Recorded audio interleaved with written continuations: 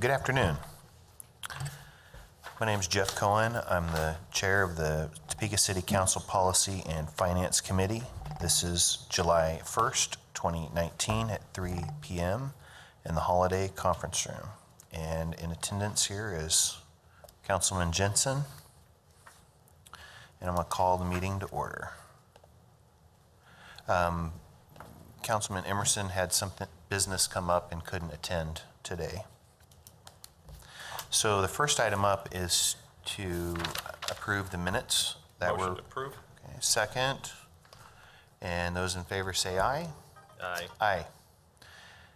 Motion passes. Minutes are approved. So it takes us on to the next item, which is review of current TMC Chapter 2.140 benefits. City Attorney. Okay, thank you, Councilmember Cohen. Thank you. This is the last chapter that we're going to review in our review of TMC provisions. And I think we talked a little bit about it at our last meeting. So I'm just going to go through each of the sections as they appear in the current Chapter 2.140 and kind of explain a little bit about what staff's recommending with regard to those. So the first one was entitled Increase in Payments Under 1939 Retirement System. I think staff's recommendation is going to be to delete this section in its entirety because what we've been able to find is no historical basis to support its continued inclusion. The folks who were entitled to this particular benefit under this particular retirement system were those pre-April 2, 1951, and I think after some calculations, we concluded that they'd probably be about 120 years old, so we don't think anyone is still not here. living who would benefit under this system, so we think we're pretty safe in advising that this particular section be deleted, which that would be 2.140010. The next one is the one that was entitled Old Age and Survivors Insurance, which is more commonly known as OASI. We talked with Teresa in the payroll division, and she indicated that she does not do anything with OASI. There's no key code or anything else that she does with OASI, so she was kind of baffled by what this meant. She does say that she remits to Social Security those payments to the IRS.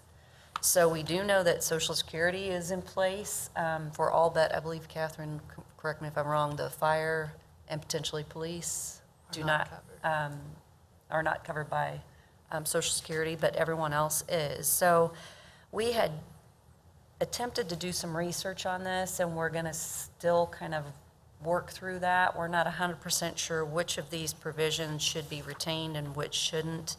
We may be okay after that research is concluded, because our last, I guess, reach out was going to be to the State Department of Administration, where the old Department of Civil Service was kind of housed, and talk to the state Social Security Administrator, which is in that same department, and find out which of these sections still are relevant.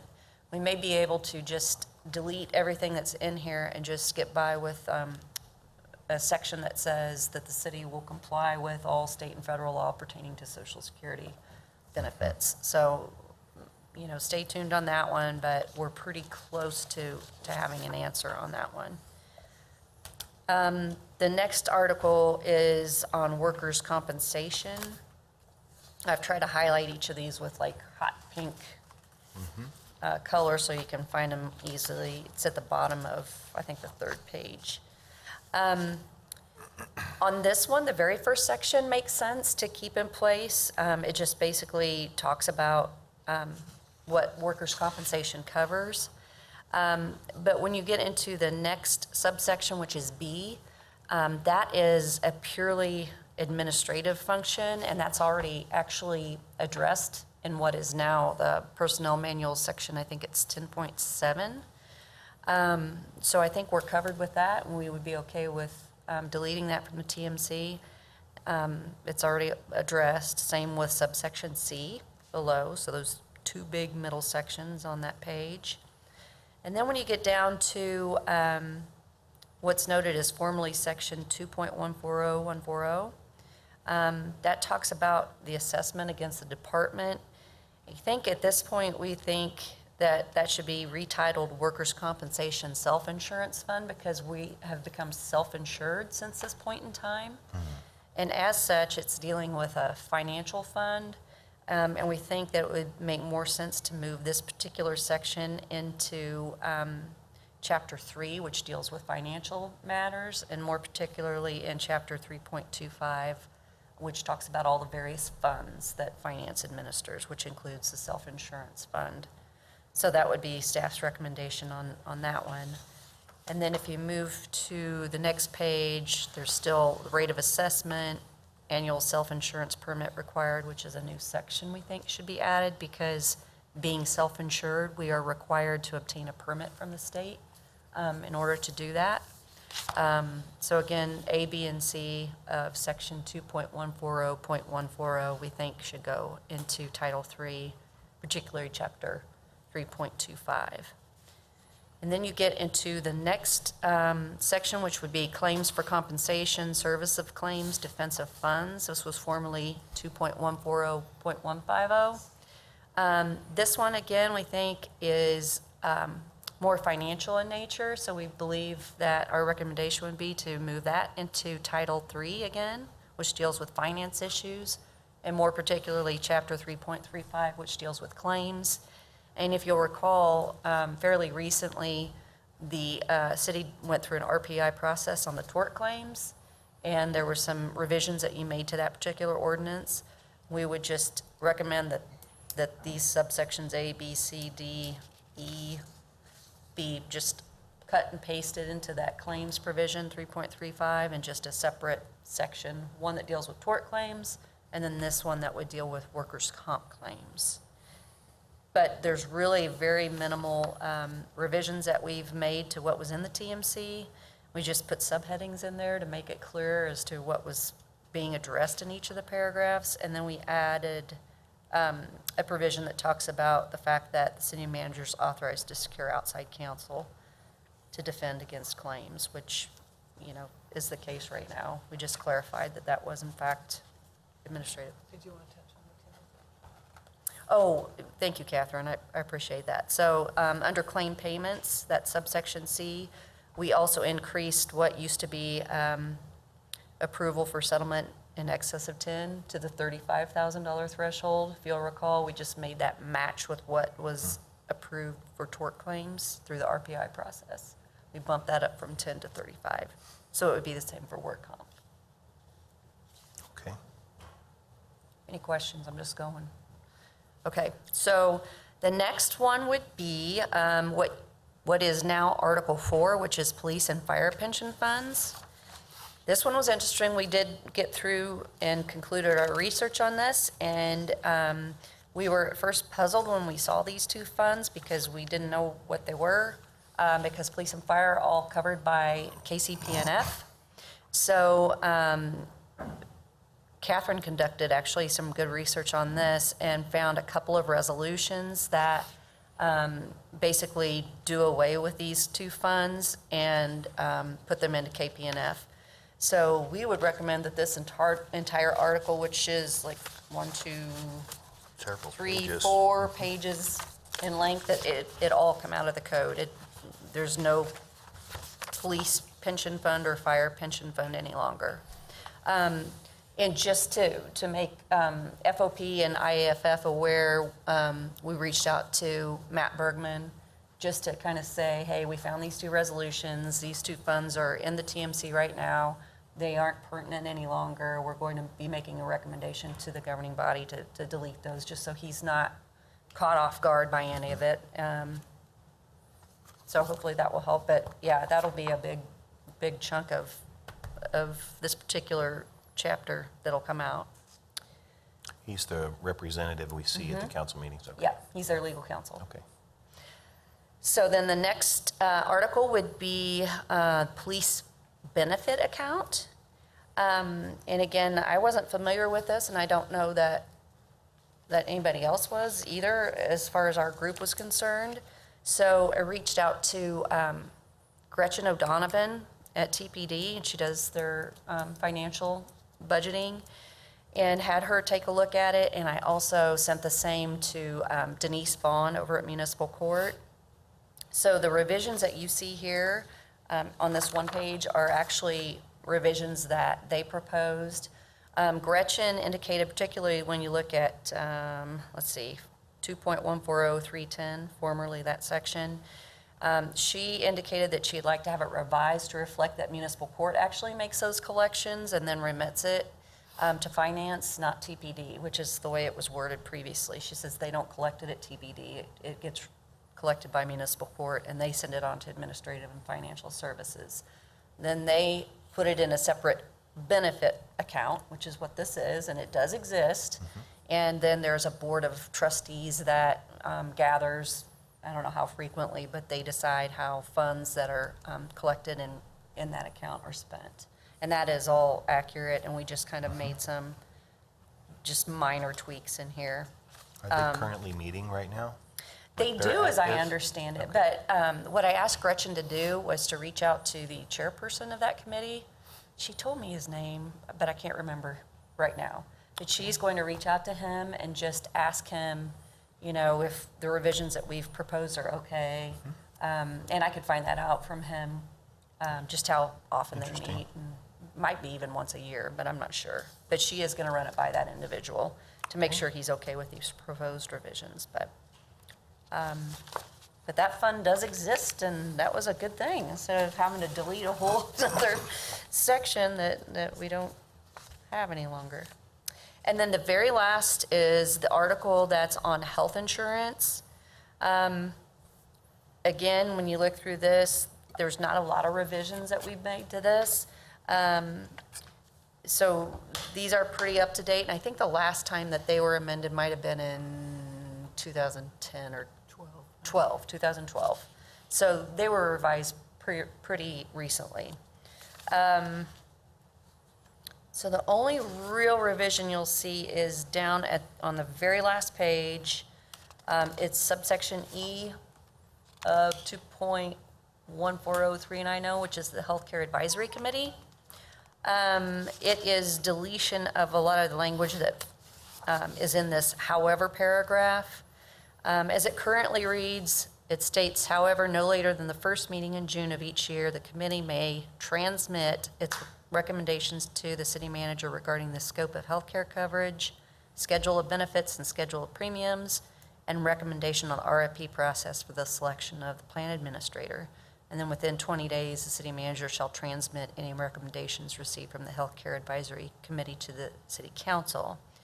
So in our discussions last week, Jackie explained that this language was put in place prior to the healthcare cost agreement, which we now have.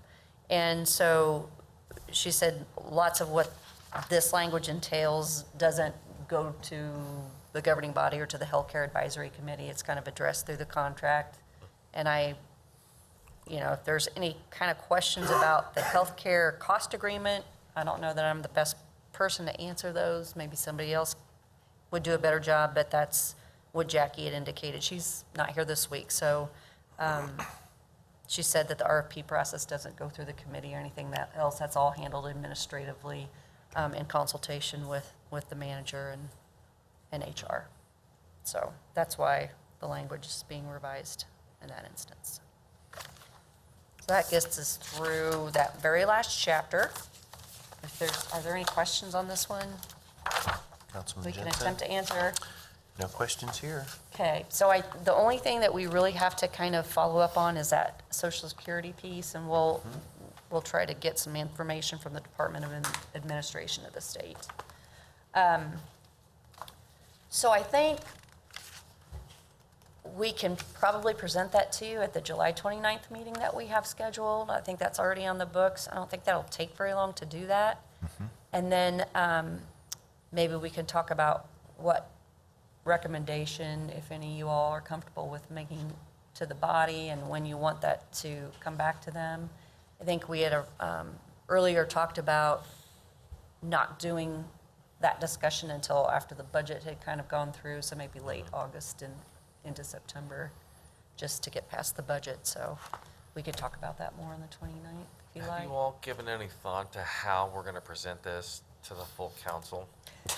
I mean, because there's a massive amount of work we've Right. done here, and I mean, it's not that, I don't want to hide anything from them, but, you know, we've spent months and months going through this line by line, so. We can't possibly do that again No, during a council and meeting. so that's why I'm just interested to, if we started talking through the process, and I don't know if it's worth it to reach out to other council members and ask what level of detail they would really want. I mean, I know that we do a fantastic job with just those summary sheets, if you will, but, I mean, even that would be pages and pages long. Right. You know, it's funny that you say that, because we had talked a little bit about that during our meetings, and we think it would be valuable to do some one-on-one meetings with folks Okay. who are interested in kind of hearing all of the background behind it. And I have given some thought about how we're going to package it when we send it up, and I think it needs to be pretty easy, like this section, and this is what it will, you know. I haven't come up with exactly what that's going to look like, but I'm working on it. I stay up at night thinking about it sometimes, so, you know, about 3 a.m. is when my best work is done, so. Terrible, But sorry. I totally agree with you, and we'll put in the time necessary to schedule meetings with everybody and kind of walk it through. Yeah, I can't imagine an explanation of what we've done here. Yeah, It'll be, yeah, I just can't imagine. it'll be interesting. It's been eye-opening for us. Some of these things, I had no idea they were even in the TMC, like why, what's it, you know, it's been interesting. And we've had the mayor's interns kind of been helping us a little bit on doing some of the historical research, and we've started calling him Sherlock. So, I mean, the alternative is to put together a 20-minute video and hand it to the city for folks and get them to play it at, you know, twice, 3 times speed. I mean, it'll sound like Mickey Mouse, but you could consume a large Digest the amount of info information faster, very sure. quickly. yeah, absolutely, I think one thing absolutely. that helps is you've produced minutes from the meeting. It's taken minutes, comments that have been made, including those in the packet, allowing them to see what the key issues that were discussed, the concerns that you had. That provides a lot of base data for them to know what was a concern to the committee as they were going through it. And then I think you're right. I mean, we present a document that allows them time to review, and then one-on-one meetings. And you might start out the one-on-one meeting with such as, what is your concerns about what's in our personnel code that's left behind? And I think too, focusing on what is going to be left behind in the municipal code, because that ultimately becomes what you're responsible for to manage in the future, and that the rest of the stuff ends up being part of the personnel manual, which I'm responsible for. And so, in my opinion, I think those are the things that are going to be important for people to understand, because ultimately, as your council member, you're responsible for those things that are left over in the code part. And if we focus in that way, it's available, all the documents will be available to review, and then one-on-one meetings and figure that out, what's important. If they disagree with something that's come forward from the committee, that they have the opportunity to figure out why the committee did it the way they did.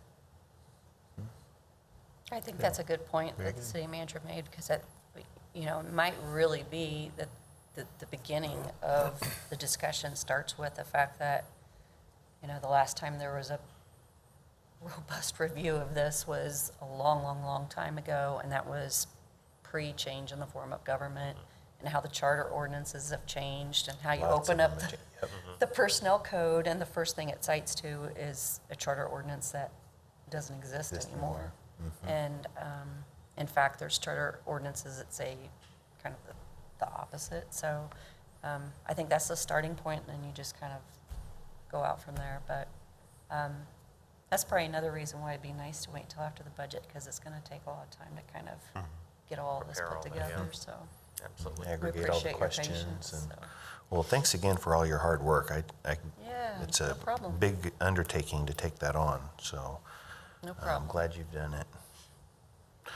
Is there any more discussion on the benefits? Okay. So the next item up is discussion of council term limits.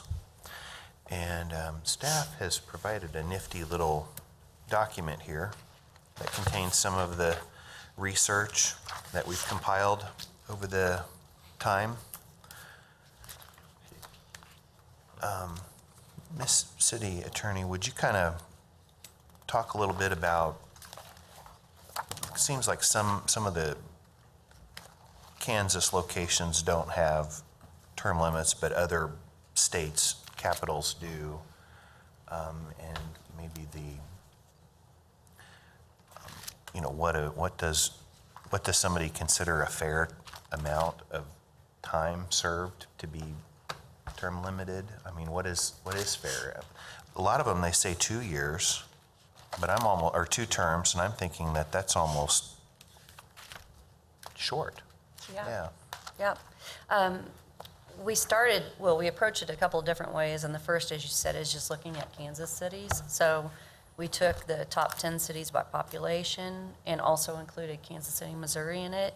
And as you'll see, most of them do not have term limits, but Hutchinson, KCMO, and Wichita do. And as you say, they're both 4-year terms and limited to 2 consecutive terms, so 8 years. Now, that means consecutive, that you can take some time off and then run again after that, but you can't serve like 16 years in a row.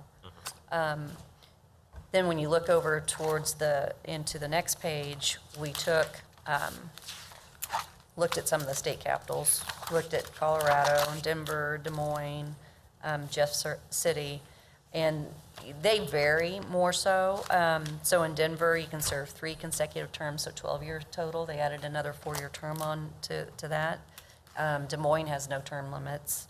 And then in Jeff City, the mayor has a 4-year term limit, and the council has 4 2-year term limits. So, Run every 2 years, oh my. yeah. Yeah. Well, a 2-year or 2 4-year term limit. Has 2 Council has 4 4-year term 2-year limits. term limits. Yeah. It's like running for State House here. Right, so they're both Yeah. 8 years. Every other year almost. Yeah. And then Lincoln's on the next page. They just changed theirs, so there's term limits for mayor, but there's no term limits for council. Is this something that the public has to vote on? They don't. Okay. They don't. But I think at the last meeting, you all talked about the fact that if this is something that we went forward with, that it might be something you wanted to send to the voters. So just in case you want to do that, if you look at that yellow tab, that just includes the information 'Cause there's no on what would be cost entailed. to add that to an existing election, is that correct? Pardon me? There's no real cost to add that to an existing election, It is that dep- correct? It depends on the election. So if you do it at a general election, which is a countywide election that all county voters can vote in, then it's 0 cost. So if you did it at a general election in November, you could do it. But if you do it at a different Right, special election, then it would cost you. okay. We just don't know exactly what that would be. And Because I'm envisioning maybe this is, This fall. well, we'd have a- but not everybody votes this fall because the mayor's not up. Yeah, So we'd want to wait until 2020. Will it be 4 a- districts, plus a deadline for 5 this districts proposal don't is have a June vote. 3rd. Yeah, 5 districts won't gotcha. have a vote. yeah. So the odd districts don't have a city, municipal, school board, something vote also at that same time? Yeah. Because all the school board candidates are up, and some of them run at large, and that's I the don't know if I entire got the answer to that area. question, but my understanding is, what I've seen in the past is you can't have, it's at a different, new school board election is, you would not have city votes at that point Okay, in the school it'd election. just be another 2 years for Yeah, the, it would just be another 2 years before you would be able to do a citywide. okay. But there's nothing that says we couldn't pass it now and just put it on the docket for the next time. Right, if There's there was a desire by here, yeah, this council could set it for that election, I believe. I believe There's they going would to be be able to. a pretty good turnout for the presidential election next year. I have a Next feeling. year. Yeah, in 2020. Yeah, and the deadlines are generally 90 days in advance. So Yeah.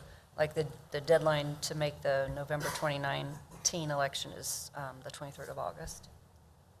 Would we put this on a presidential election Well, that has the most ballot? turnout. Okay. Well, that would be the next general citywide election. The alternative is we have to pay for our own election, and that's the next No, one. that's let's not free. do that. Let's participate in that one.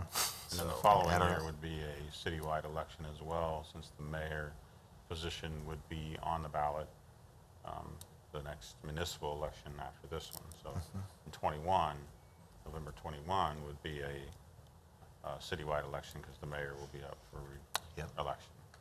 So it could be done either year. Yeah, 20 either year. or 21, okay.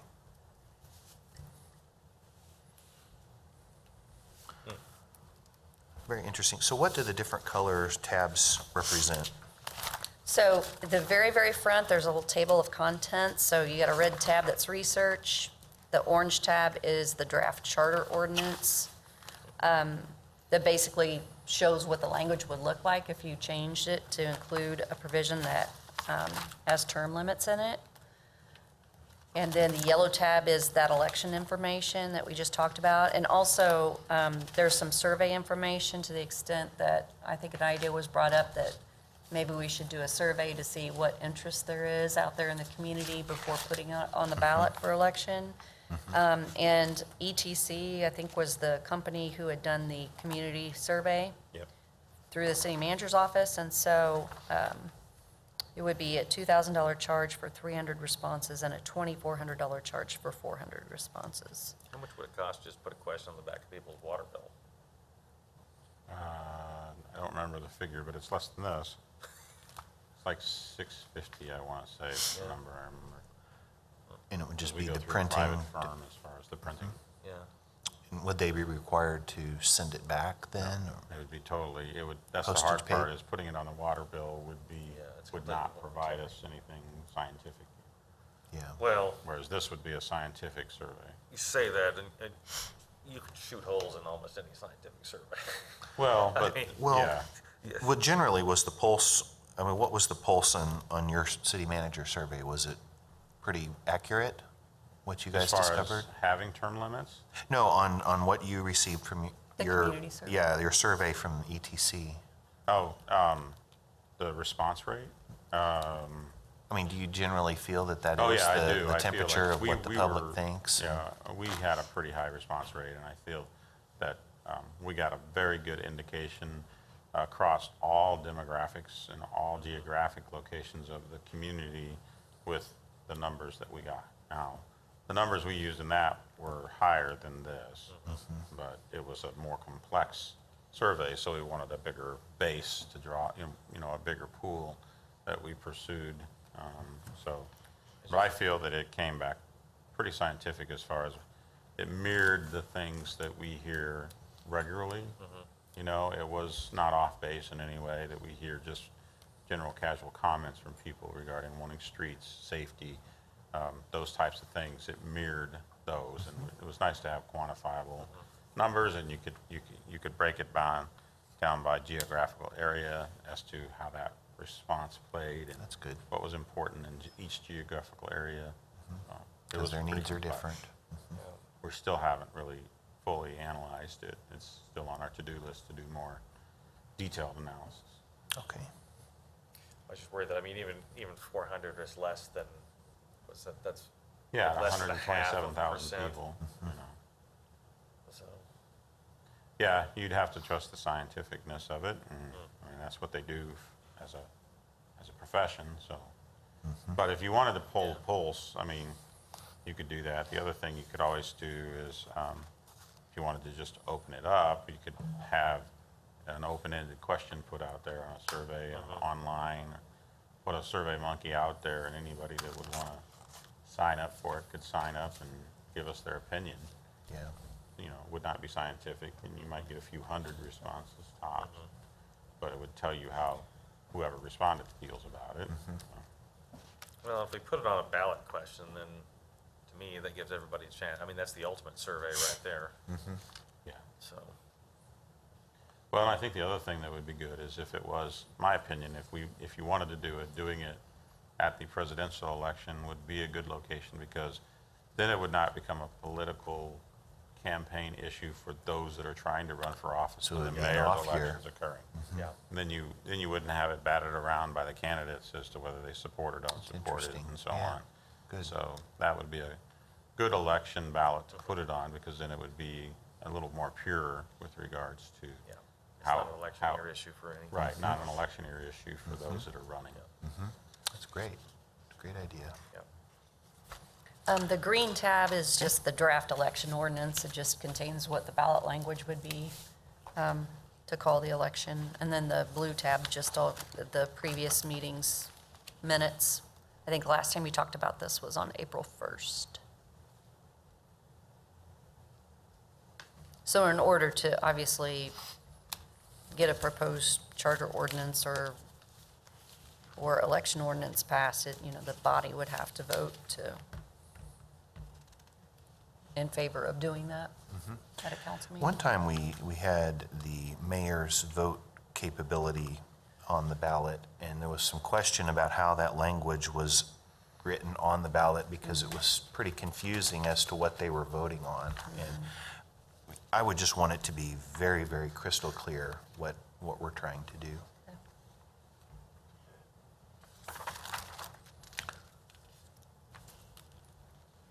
Now, blue is our minutes. Uh-huh. Okay. There's just been one other meeting that this was discussed, and that was on April 1st. So, without having Councilman Emerson here, Councilman Jensen, what's your take on term limits? I mean, I think it'd be good to ask the voters. I'm not opposed to the 2 years on, 1 year, or 2 terms on, 1 term off. That seems to make sense to me. I would be inclined to do a public vote and see what they think. It's not my right to take away their right to vote for their candidate, but I'm happy to give them the opportunity to tell us what they think about it. So, Are you thinking about maybe going more towards the survey and going down that road to see if there's, any interest to proceed? I mean, given that there's no real cost if we do it on the the ballot? presidential election, yeah. I mean, we can do a survey. I expect it'll be fairly mixed in people's response, depending on whether or not they like their representative. So, Yeah, probably. Well, one thing I would add is that if we bring this up as a discussion item first, you make your report, and since it wasn't, Lisa, if I remember right, they don't have to come with a recommendation since this is an item they chose, so they could just bring it up for discussion before an action item.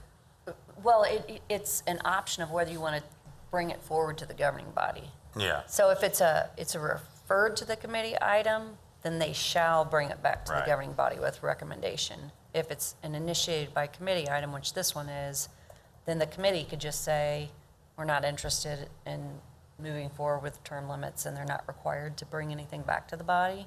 But if they are interested, then they would refer up with a recommendation on what to do.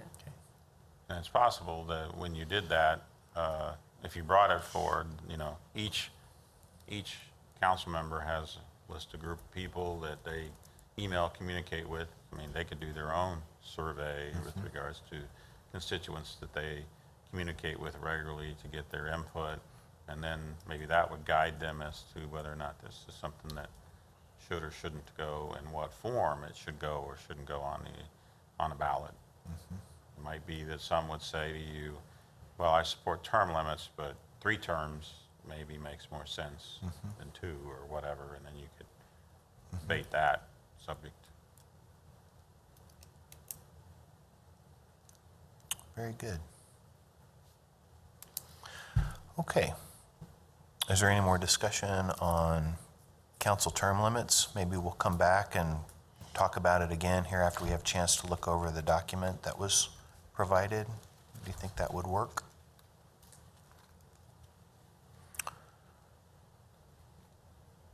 Okay, moving on to the next item, which is other items before the committee.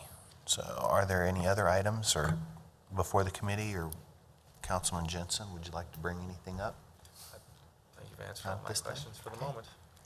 Very good. If there's nothing more before our committee, I will adjourn the meeting. The meeting's adjourned.